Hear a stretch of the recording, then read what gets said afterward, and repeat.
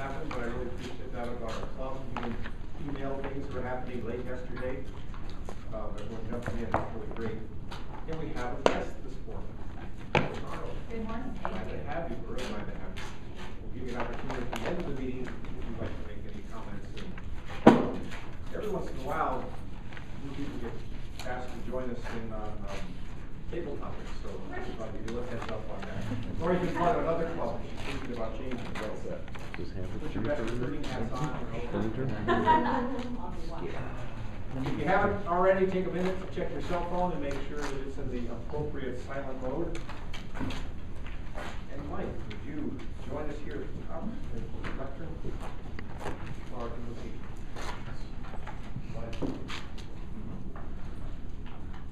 Good morning, fellow Toastmasters.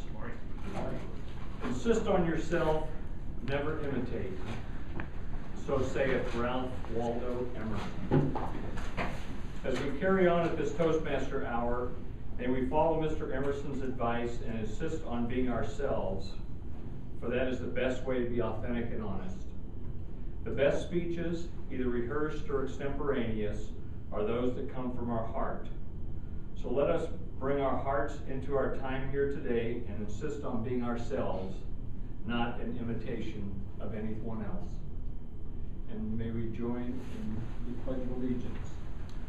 I pledge allegiance to the flag of the United States of America and to the republic for which it stands, one nation under God, indivisible, with liberty and justice for all. You think I know that?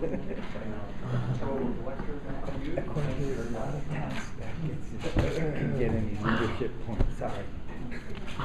Our Toastmaster this morning is a long time, on again, off again TGIF member. Tom returned to TGIF about 3 years ago after being overseas in Thailand for many years. Now back to TGIF, Tom has been enjoying being reacquainted with longtime members and also getting to know new members. Please join me in welcoming Tom Phillips.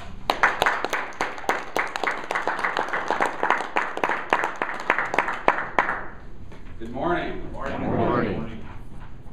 I was in Edmonton, Alberta, Canada all week long, and I sent an email to Russ last night warning him that he might have to step in for Toastmaster. It was snowing there when I woke up yesterday morning.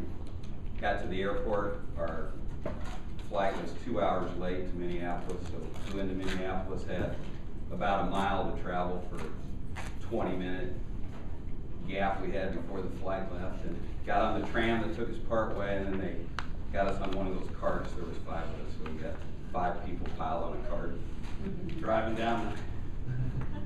through the airport, and they're announcing our name over the loudspeaker. So we get to the gate, the gate's open, everybody's on the plane, everybody's sitting waiting, so we finally got on the plane and arrived in Kansas City, and it worked out okay.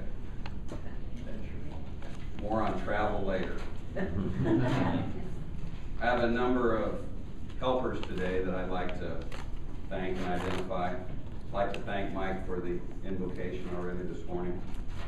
Our CL evaluator this morning is Peter Frankel.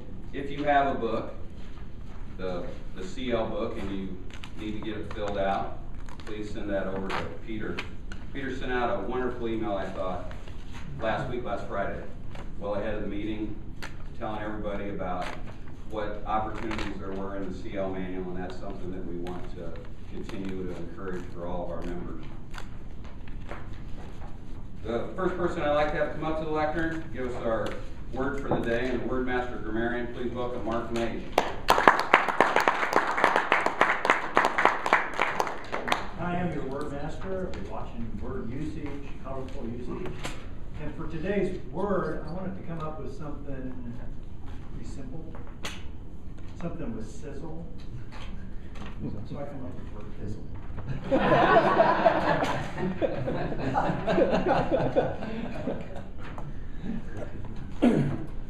So many times in our speeches, we start off strong. I know this is true for myself.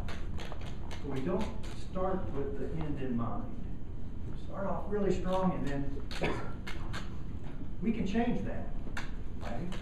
Ending our speech with sizzle. Use the word.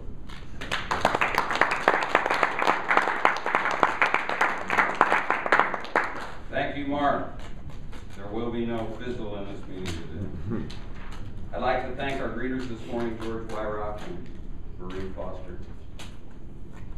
Our awe counter this morning will be Richard Brewer. Richard, will you give a little brief description of what we'll be doing? I'll be looking for repeat words and some use of other words. And repeat words. Okay. I counted 2 out there. Don't forget to count your Since you'll have a few for me. Okay, our timer this morning. Okay, catch that one twice. Our timer this morning, John Ruck. John, will you? We have 3 speakers, Melissa at 5 to 7, Karen at 6 to 8 minutes, Bo at 5 to 7. A 5 to 7 minute speech will look something like this: green at 5, yellow at 6, red at 7, 7.5 is white, and I'll be doing this. Valuations are 2 to 3, and table topics 1 to 2. Right. Karen changed hers to 6 to 8. Did we get that? I did. Okay. Thank you. Our vote counter will be Brad Plum. Brad? My world revolves around this little white strip of paper. Please fill that out appropriately and make all comments and votes and send them to me, and I will tally them and have a report as to the winners at the meeting. Okay. Our value master this morning will be Anab Abdullahi. Yes. My job today is to introduce each and every one of the evaluators and also to give a little bit of assessment at the end of the meeting, how they meeting went, and possibly pick the spark. Not possibly, you will pick. Our table topics master this morning will be Mike Taglioli. Mike. Sounds like we're gonna have time, so I'm gonna be selecting people, hopefully who haven't done much speaking during the meeting. And today's theme is gonna be Thanksgiving table topics. Interesting topic. Okay, next helper this morning, I'm going to call up to the lectern and lead our acquainting session. Please welcome Roger Davis.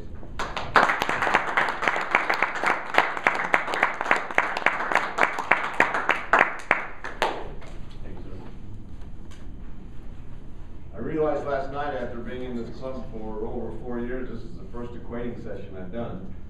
So I'm hoping it doesn't fizzle.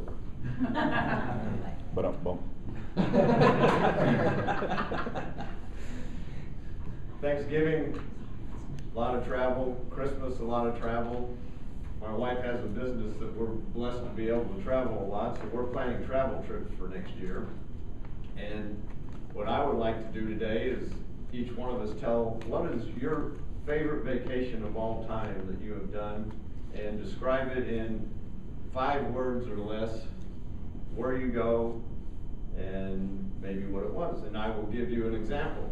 My favorite is Cozumel. Scuba diving, Margaritaville, grouper sandwiches. Tom, I'll let you start. Tom Phillips, I work at Black Beach. My favorite vacation was Bali, Indonesia. Not scuba diving, what do you call it? Snorkeling. Russ Berman with Ryan Long and Tree, although it's not, it is my favorite. I've only been there once, and we'll go back. Italy, Tuscany, very great wine. That's it, one. Good morning, my name is Bo Gouveia.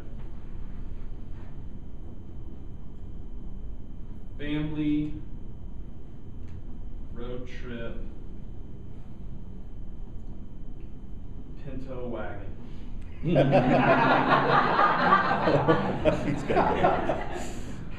Richard Brewer, Rapid City, South Dakota. Mount Rushmore, awesome. Maureen Foster, I work at Sprint. I have 2 favorite vacations. One is St. Thomas Virgin Islands. I got married there and went back on my 10-year anniversary, so that's my favorite. But lately we've been taking road trips the past couple years with our kids, and we'll take a week and go in various places, and those have been my favorite recently. Good morning, my name is Laurel LeBou. Savannah, Georgia, Hilton Head Golf. Kay went 2 years ago, back in 23 days. Melissa Robinson with the Black Healthcare Coalition. I would say my favorite would be Maui, the celebration and great food and wonderful weather. Michael Langsford, H&R Block. I'd say favorite was Palm Springs and LA. Relaxation and adventure. Good morning, Mark Mage, Ryan Lama Tree. 1985, sold my business, went straight to Rio, just to make sure that the water went down the drain the opposite direction. My name's Kate Marshall with Better World, and I think I'd say Crested Butte, mountains, hiking, wildflowers. Brad Plum, Oakland Park Convention and Visitors Bureau. British Virgin Islands, sailing, week on a boat. I'm John Ruck with Cynthia Spine, Lake of the Ozarks boating. I'm Karen Riley with Coldwell Banker Advantage, Ireland, bus trip, pubs. I'm Peter Franco, President of Foundation Commercial Mortgage. Road trip, snowstorm, Florida. Good morning, George Wyrock. Caribbean cruise, family, awesome ocean. Good morning, Crystal Heather, Influence Digital Marketing, Captiva Island with family and relaxing with family. Mike Taglioli, Cerner, say the Amalfi Coast of Italy, and pasta, wine, more pasta, wine. David Lynch with Power Grid Companies. London, Shanghai, last year, incredible. Lori Arnold, Keller Williams Realty Partners. Palau, South Pacific Scuba Diving. Cape Town, South Africa Safari. And Moscow Red Square. That was 3. Yeah. Is that the same trip? Mike Mulcahy, Yellowstone Park, Lions, Tigers, Bears, oh my. Anab Abdullahi with Allstate Insurance Company. Sydney, Australia. Last time I went to Sydney, Australia, the kids were a bit younger. Now everybody's at college age or above. So the great barrier is for visiting at that whole island. One more time next year. Well, there's no fizzle in this room. Thank you all.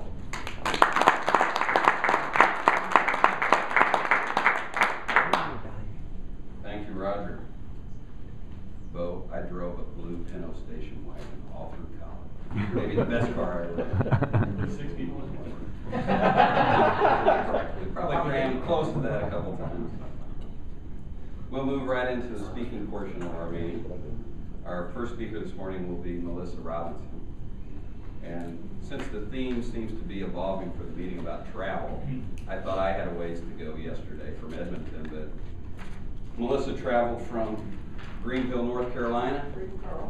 Greensboro only took 27 hours, so she's been rushing around. She'll be doing speech number 2, organize your speech, 5 to 7 minutes, looking at conflict through another lens. Please welcome Melissa Robinson.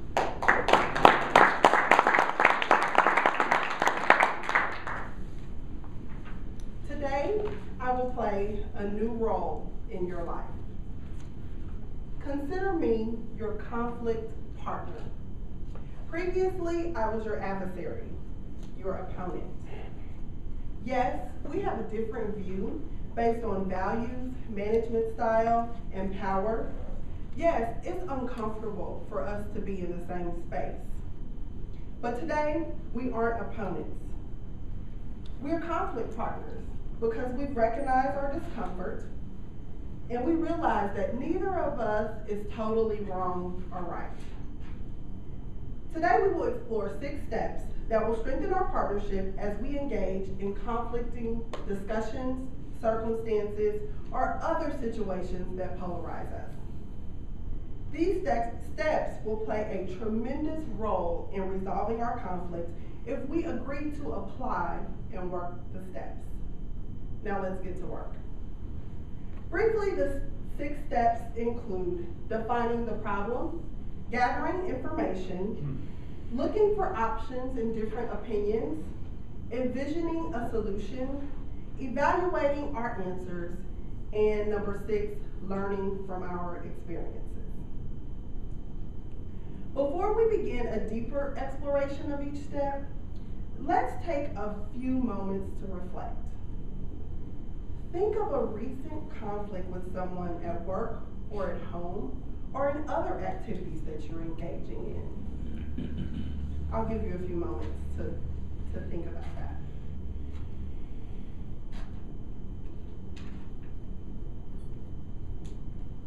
Now that you have that someone in mind, imagine me as the person that you're conflicting with.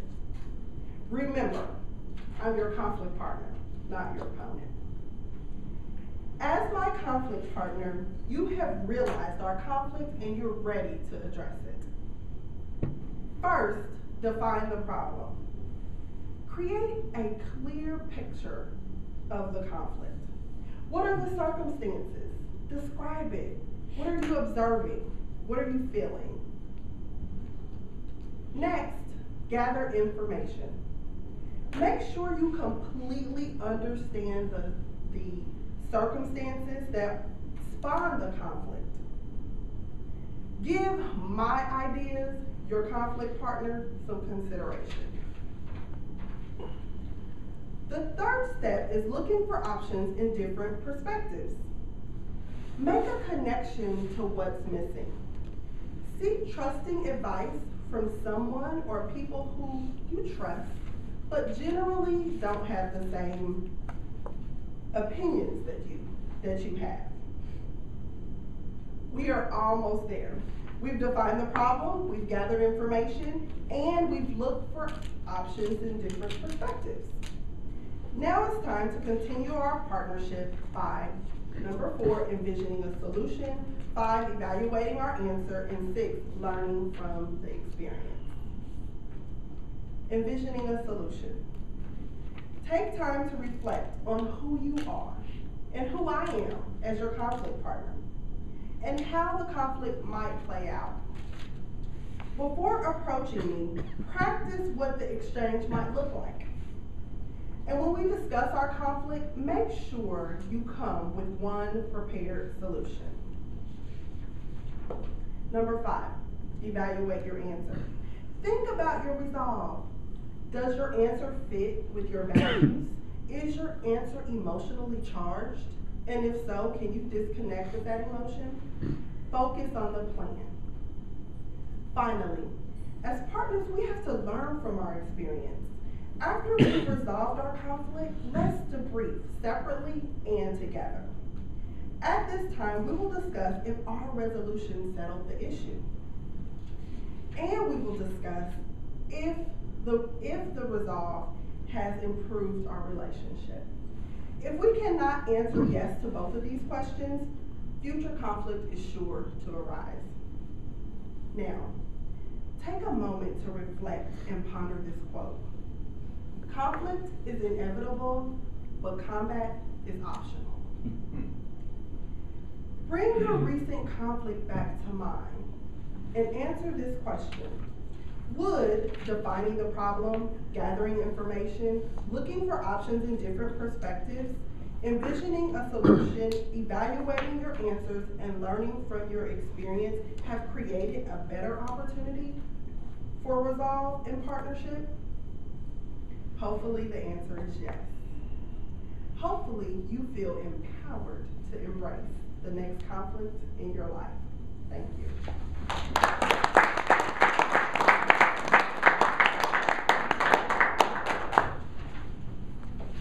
Thank you very much, Melissa.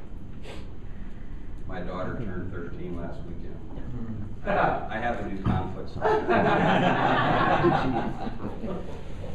I don't think there will be much fizzle in that conflict as we move forward. Our second speaker this morning will be Karen Sylvester. Karen has a 6 to 8 minute speech This is speech number 3 from the Communication and Leadership Manual. The purpose is making a point.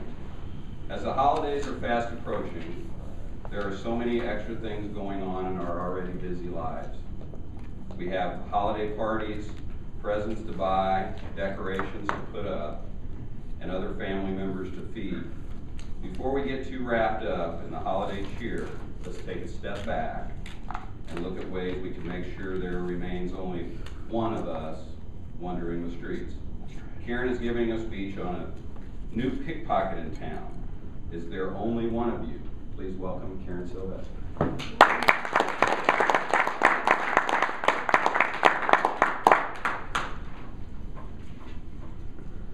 Tis the season. Well, that's before we take the tis the season and take the fizzle out of the season. Let's think about all the things going on in our lives during this holiday season that's fast approaching us.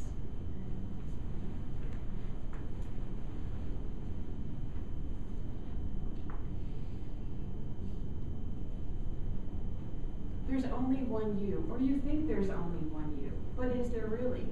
Have you ever Googled yourself? There's lots of Karen Sylvesters out there. There's actually a painter down in South America named Karen Sylvester. But I think there's only one me. But is there really? Who has your information? Who has similar information? How much is your information worth to you? Because there is information out there. Where do you get the information? Pickpocketing is more than just taking watches. It's more than that. There's other things that you can pickpocket as well. Somebody's missing this. So, just don't be feeling around. But how much is this information worth to you? What would you give, what's in here, for credit card information? Your credit card number and your expiration date. How much is it worth? You're supposed to answer. How much is it worth? How much do you think criminals are willing to give for your credit card information? Just the number and your expiration date. Depends if there's any money there. Huh? Depends if it's maxed out or not. So do you think, let's see what we got here. Is it $2? This is a $2 bill. Is it $20? Is it only $10? Or is it $100? How much do criminals pay for your credit card information? $2. $20. Depends how desperate they are. Depends how desperate they are. $2. In today's going market, your credit card information, your number and your expiration date is worth $2.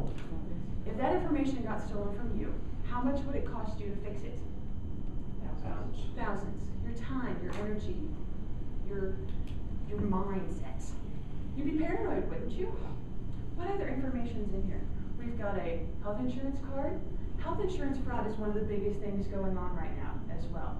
Do you ever pay attention to those forms you get from your insurance company of what transactions have been processed? No. Will you now? You should. But there's all kinds of information in your wallet. So pay attention to what's in your wallet. Because today we need to talk about how the criminals are getting your information. It's more than just pickpocketing the wallet. It's about other things. Things that come in the mail. We get offers like this all of the time in the mail. What do we do with them?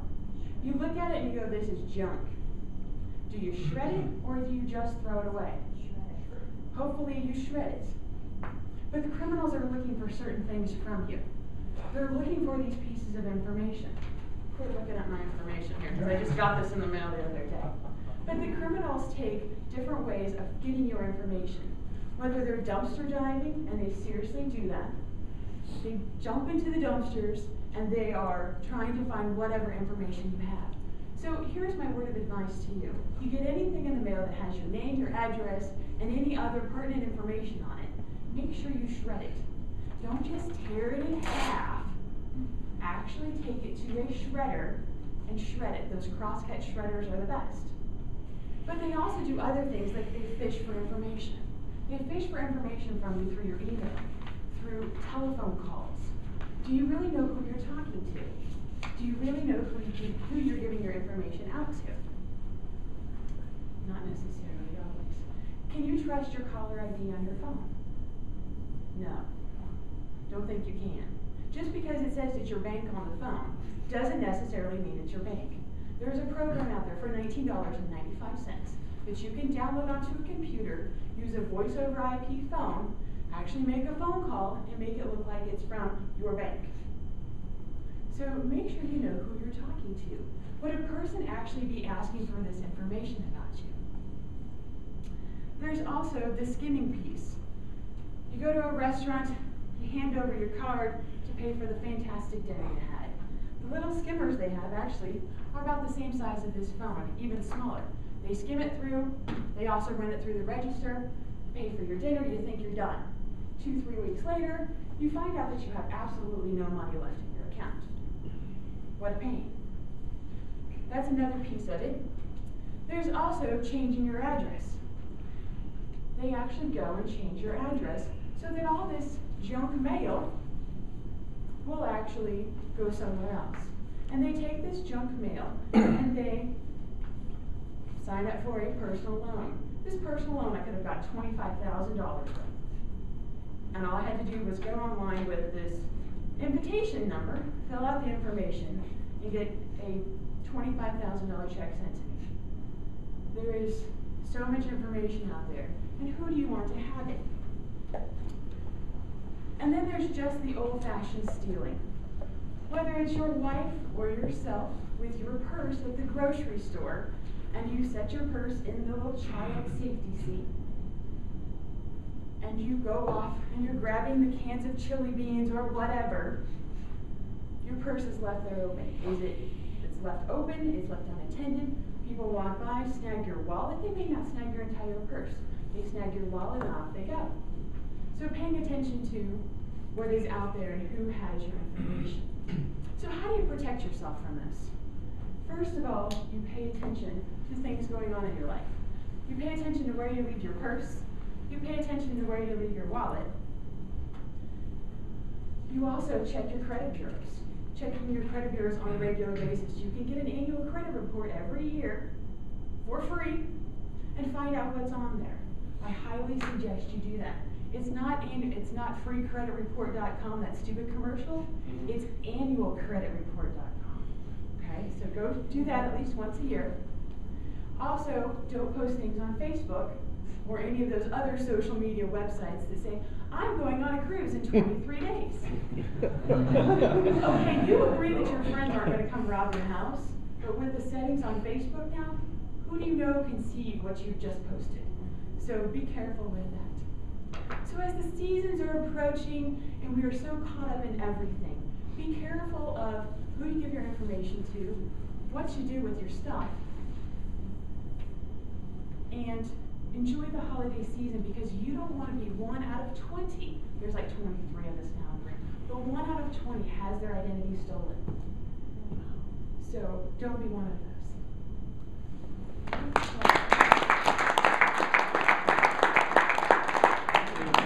Yeah.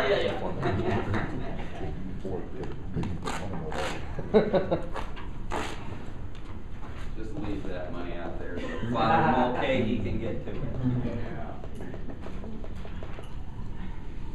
I guess that means I should stop recycling my bank statements with my newspaper.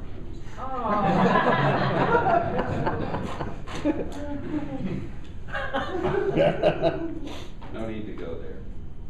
Thank you very much. That's some great advice. Our third speaker this morning is Bo Govea. Bo is giving speech number 7 from the Communication and Leadership Manual. This is a 5 to 7 minute speech, and the purpose is research your topic. Bo is founder and president of Community Insurance Consultants and co-founder of 10, 20, 30 Go, which is an accountability system designed to help families function faithfully. Bo is also the 2011 Integrity in the Workplace Award recipient. He will be speaking with us this morning about adversity. Adversity equals opportunity. Please welcome Bo Govea.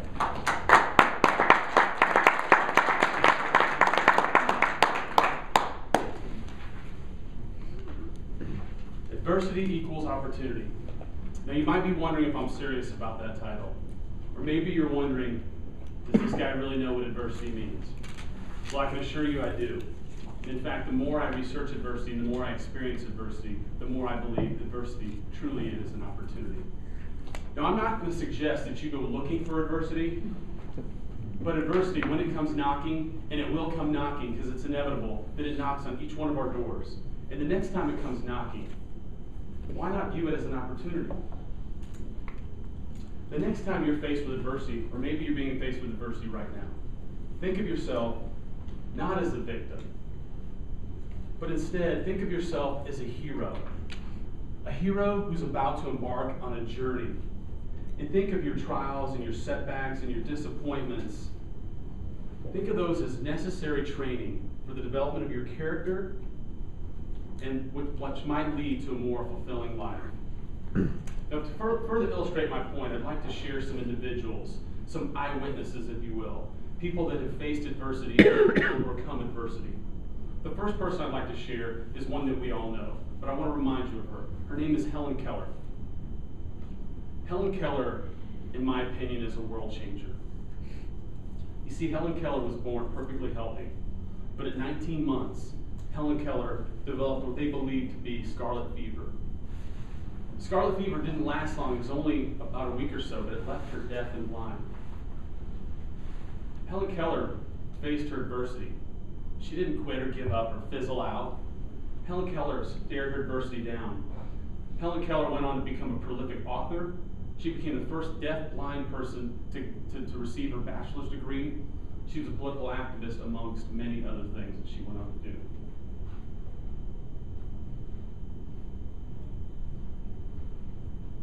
This next individual is someone that you might not have heard of. He's a friend of mine. His name is John O'Leary. John O'Leary lives in St. Louis, Missouri. At age 9, he was a very curious young boy, probably a lot like our friend Mr. Ruck. One day he was in his garage. His parents were out. It was a summer day, and he was in his garage. He was playing with some matches, and he found a gas can. He ended up igniting the gas can. It blew up. He caught himself on fire, and then he caught his house on fire. John O'Leary was burned over 90% of his body. He was given a less than a 1% chance of surviving the first night. Less than a 1% chance of surviving the first night. John did survive the first night. In fact, John survived many, many grueling, painful months in the hospital. John, again, didn't fizzle out though. He accepted his adversity. John is alive today. He has a beautiful family of 4. He's a college graduate. He owns a business, and he's an international inspirational speaker. If you ever get a chance to hear John's story, I highly recommend it. His website is risingabove.com. He's truly amazing. A great testament to somebody that has stared adversity down and has overcome it. Now, these are extreme cases that I share with you today, but I think there's so much that we can learn from these examples. In fact, one quote that Helen Keller says that sticks out to me. Helen Keller says, "Character is developed not in ease and quiet. Only through experiences of trial and suffering can the soul be strengthened, ambition inspired, and success achieved." Only through experiences of trial and suffering. Sounds to me like she's saying adversity is an opportunity. In my research, I came across a book called The Adversity Paradox. In The Adversity Paradox, the authors interview hundreds of men and women who overcome adversity. And one thing that they all had in common, looking back at their adversity, these individuals all consider adversity their friend, not their enemy. See, adversity stems from the word adversary, which would lead you to believe it's the enemy. But they viewed it as a friend. They took something that was considered misfortune and turned it into their fortune, or their life-changing moment, if you will.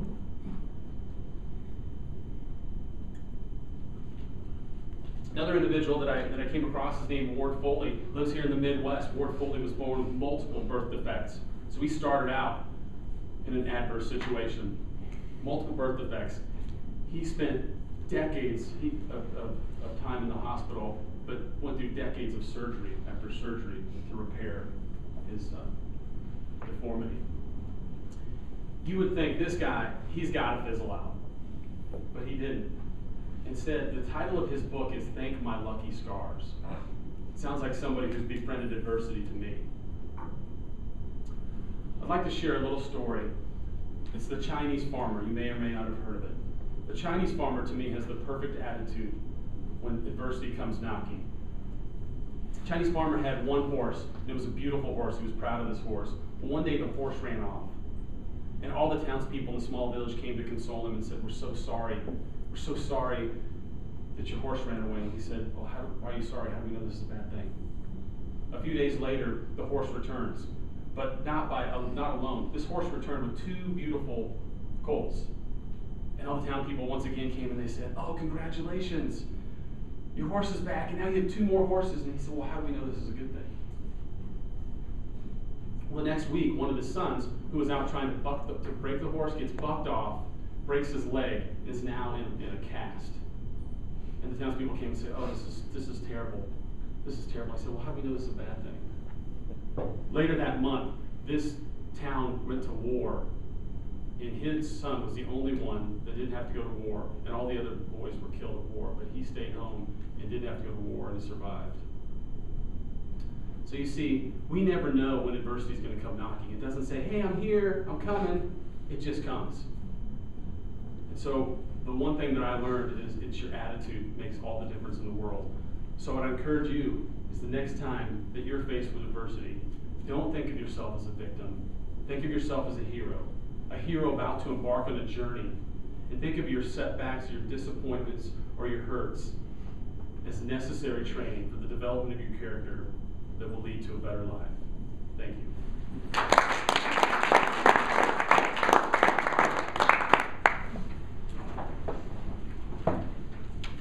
Thank you, Bo. Comes at the John Ruck important part of the meeting. Do we have some time? Faux shizzle. Drizzle. Nobody fizzle. Melissa, 5:23. Karen, 7:42. Bo, 7:04. Everyone was within their time. Very good job. I will turn over the next portion of our meeting to our value master this morning. Please welcome Anab Abdullahi.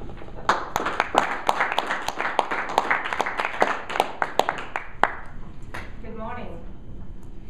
We have Maureen Foster evaluating Melissa Robinson. Maureen?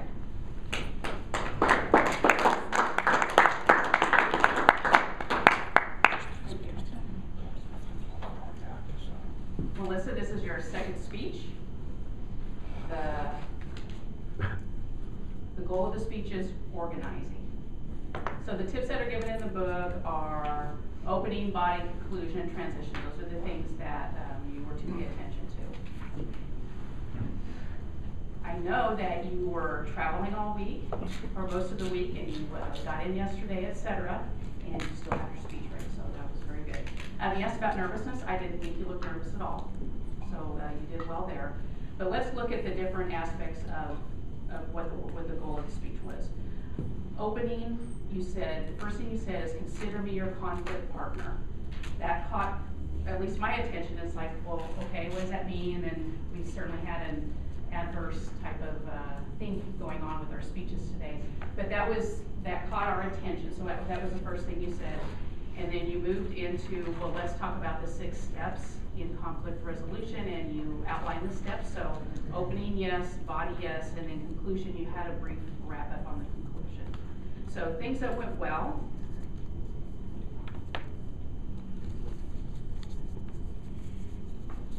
I really liked the fact that you talked about, gave everybody a moment to think about conflict.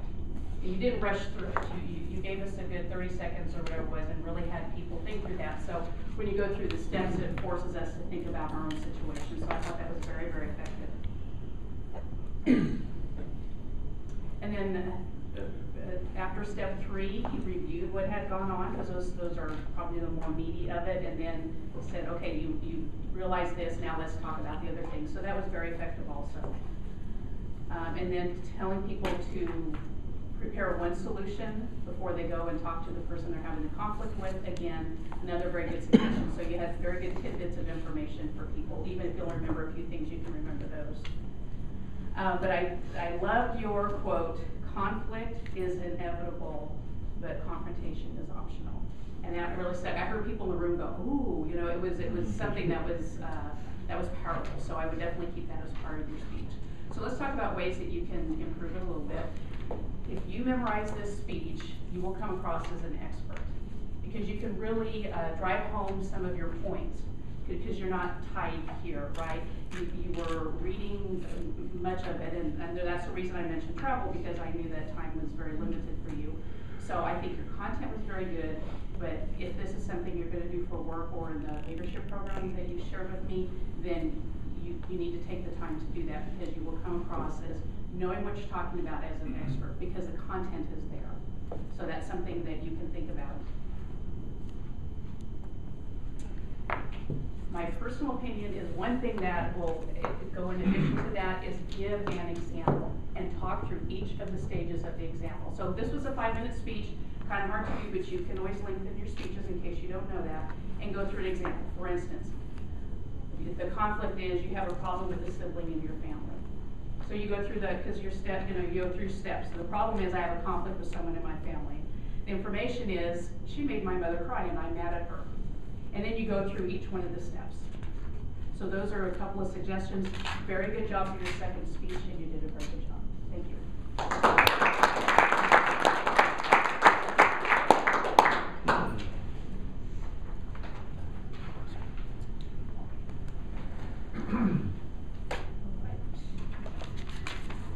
Now we have Kara.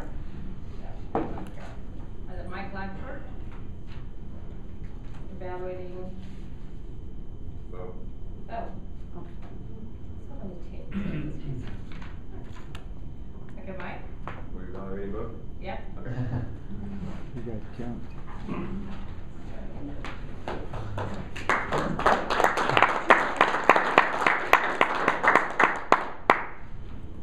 Alright, Bo, so I think you did a very good job. Let's first talk about what you did well and talk about how to improve.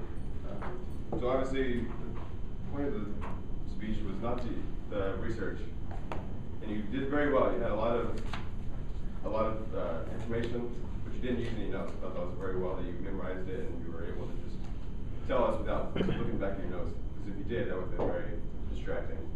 And the fact that you had memorized it means that you're sincere and that you really care about this topic. It's a very relevant topic. Obviously, everybody has adversity, just like you said several times, and I think I agree with you. It's about how you respond to the adversity more than the adversity itself. And I was watching other people, and I saw some nodding heads in the audiences, and I think they were really connecting with what you were saying. And it also goes back to previous speeches you've had. It just kind of connects what we know about you personally back into the speech and how you got to the 10, 20, 30 go, and the things you've had with your daughters. And then you also had a good closing. At the end, you finally wrapped it up by saying, it's your attitude and how it's how you respond to something rather than the adversity itself. So I thought that was good. One thing you could improve, and Laurel, I've taken this from Laurel, and he said this before. I counted 5 different stories within your speech. And he always says, go deeper rather than wider. And I think what he means by that is to give depth in each story.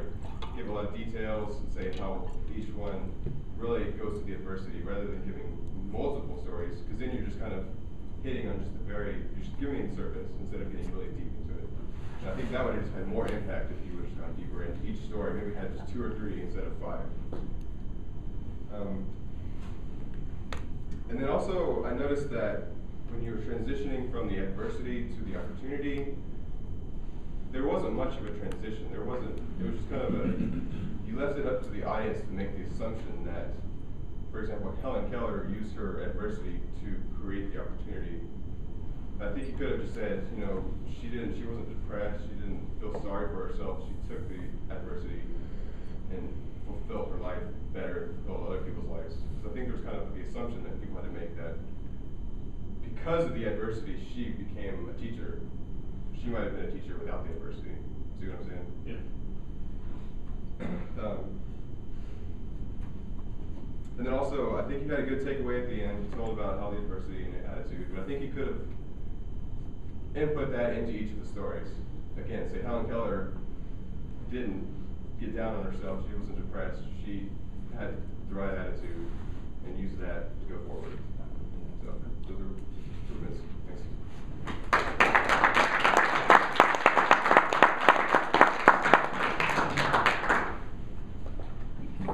Now, we've got Karen Riley evaluating Karen Sylvester.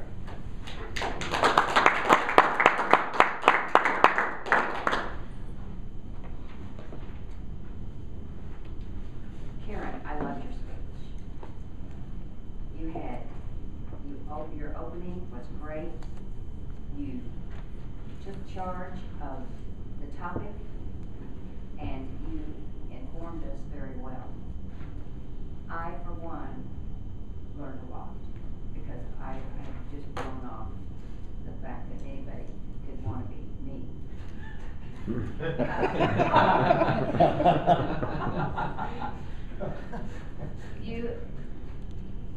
I'm doing what you did. I'm speaking very quietly. You could have been bolder, louder, and I know that you and I talked about this, and it's very hard for us to yell at people. We need to take lessons from Bud. I loved the question that you asked. Have you ever Googled yourself? I don't really want to know. Some of my horridness might have gone to Google, I don't know. The examples you gave, all the questions, and whose wallet was that? That was a very good technique of showing what people have in their wallets. And the things, all the stuff that we get in the mail, I never thought of the examples you gave were very good about how someone can actually steal your identity. You had a good opening, you had a good middle, and you had a good conclusion. So I know that you want to expand this speech to give it as a presentation. And I think, I couldn't tell if you used notes or just, you just went there for the wallet. So I couldn't tell about that. Dumpster diving, I'd like to see that.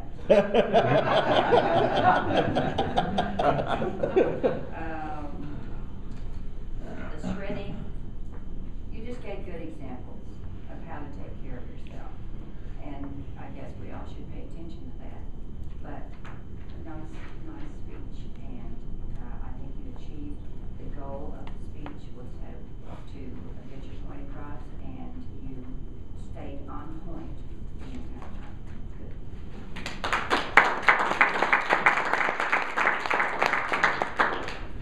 Now, the meeting back to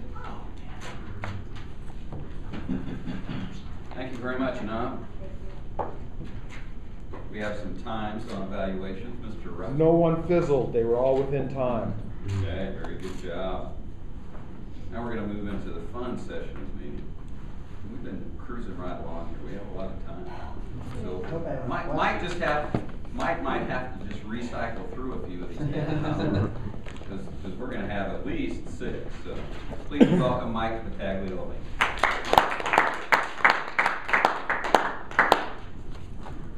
So like I said, we're going to go with a Thanksgiving theme here. And I'm going to Albany, New York next week to spend Thanksgiving with my wife's family. And my mother-in-law has this tradition of making a dish that I can barely look at, let alone eat. Yes. And that dish is scalloped oysters. Now that may appeal to some of you, but it certainly doesn't appeal to me. David, Can you tell me about one of your least favorite Thanksgiving Day dishes? Interestingly, my least favorite is exactly the same as yours. At my in-laws' house every year we go for Thanksgiving, and we will have a full slate of Thanksgiving meal. I mean, the turkey and everything, the dressing, the sweet potatoes, everything. But my father-in-law loves the oysters, the fried oysters. And I've tried it before. It's really fishy. You bite into it, it's kind of chunky. You can almost taste some of the kind of sand. It's just not good. I can't figure out why he likes it, but he must eat like 3 or 4 servings every year. He's the only one in the family that eats it. I think it's more of a kind of showing off a little bit because nobody else really wants it. So every year he just kind of has to show off and eat it, and he has heartburn afterwards. It's not a great thing. So this is something that I'm definitely looking forward to this year to see if he can live through it again. But his mom always cooks it, and he's the only one that eats it. So it's always a fun thing just to watch him eat that.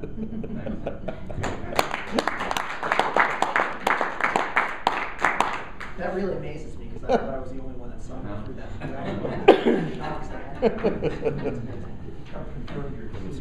My gosh.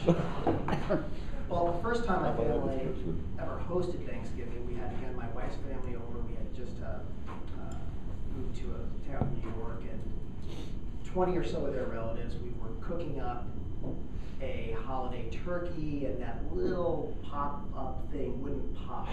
So very frustrated. I had a bunch of hungry relatives in there, and I went out to, in a moment of brilliance, I went out to my Weber grill outside and pulled the thermostat out of the grill. Stuck it in the back of the turkey and let the turkey cook for another 20 minutes or so. And my wife and I, everybody's in the other room, the wife and I pull the turkey out, and the temperature gauge is perfect. It's reading exactly where it was, but the temperature gauge looked a little weird. And I noticed that it wasn't designed for an oven, and the glass casing shattered. So needless to say, we did what we should have done, which was we didn't tell anybody. And we scraped off the back of the turkey, took the shards off, healed some skin back, did some surgery, conserved it. And nobody had any internal bleeding.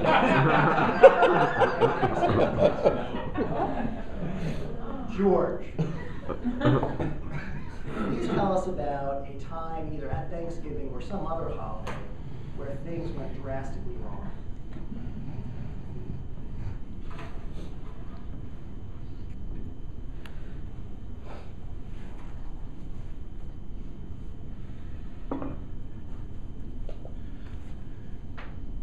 I don't think there has ever been a Thanksgiving that I've attended or been a part of that could possibly go wrong. Based on, I've been very, like many of us, so blessed. And I sit down with family, and there's so many different stories. Even if we don't all get along. I'm sitting here when you were talking about the Thanksgiving, the history of Thanksgiving, and I remember stories of just growing up with my grandpa's brother and going over to his house. And there's lasagna, and there's Italian sausage, and there's turkey. And at the end, all the guys go in one room to watch football, but they're not really watching football. They're all full, their pants are undone, their hands are in their pants, and the women are in the kitchen drinking coffee. Now, there's always going to be times of conflict. I pretty much like everybody in my family. We all get along. We always try to include everybody. I can't really say there's ever a time, and I'll share this with everybody here. I'll challenge everybody here. As we celebrate Thanksgiving, wherever it may be, if it's at a restaurant or at a mother-in-law's that you just really don't like, and they make this bad fried oyster thing with glass on the turkey. Look at that and realize that you are amongst people who love you. They may not accept everything about you. But when we look at a big picture and we think of all the people in the world who would absolutely love to have turkey with glass shards and fried oysters that give you agita and indigestion afterwards, some of these people, they just want a glass of water.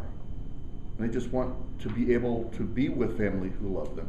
So Thanksgiving is to be given thanks for. Thanks for asking.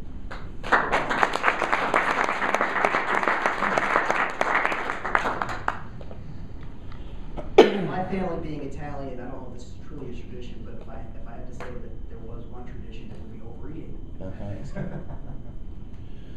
Kate, can you think of a tradition that your family has for Thanksgiving and share it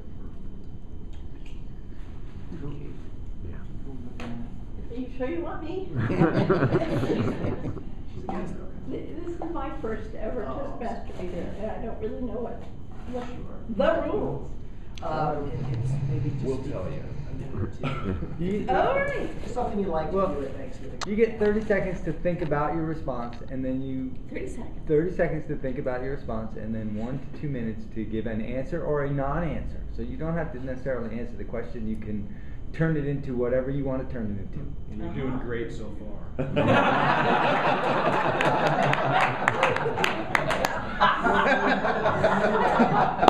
We're all going to observe 30 seconds while Keith thinks. No, we're not going to do that. Tradition. I think that I will share with you the time that I spent Thanksgiving in Italy. I was an exchange student on my junior year abroad, and I felt as the American that it was my duty to show them what Thanksgiving was all about in America, to my wonderful Italian friends who, of course, as you all already mentioned more than once in this room, are great for pasta and wine and pasta and great spirit and tremendous eating traditions, and I'm like, yeah, but we have a good one too. So on the day before Thanksgiving, I ran out to the food store in Florence and said I needed a turkey. Well, there was not a turkey at their little poultry store, so I went to the market and I went to every single possible booth that would sell meat or poultry or anything that looked remotely like a turkey, and I absolutely couldn't find a turkey in Florence on the day before Thanksgiving. So I thought, okay, how about a really big chicken? I bought the biggest chicken. I mean, it was a huge mother. And I put this thing, I just said, I'm going to pretend it's a turkey, and I put gravy on it, and I got a bunch of bread and all the American dishes, and I got my American friends over, and I got my Italian friends over, and the first thing that really wigged them out was they weren't, they wanted to take the bread and just, break off a piece, and that was not the way Americans serve bread, so they're, why is the bread still sitting on the table? It's like, well, help yourself. And then at the end of the meal, when we were all sitting around stuffed, I don't know that we put our hands on our pants. Same idea. And the Italians were in pain. Oh, God, this feels so bad. Why do you do this? But that's part of the tradition. That's my story.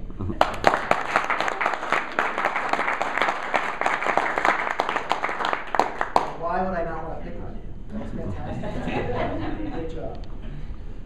So as I was researching these questions about Thanksgiving, I came across a joke. Why did the pilgrim's pants keep falling down? Because he wears his buckle on his hat.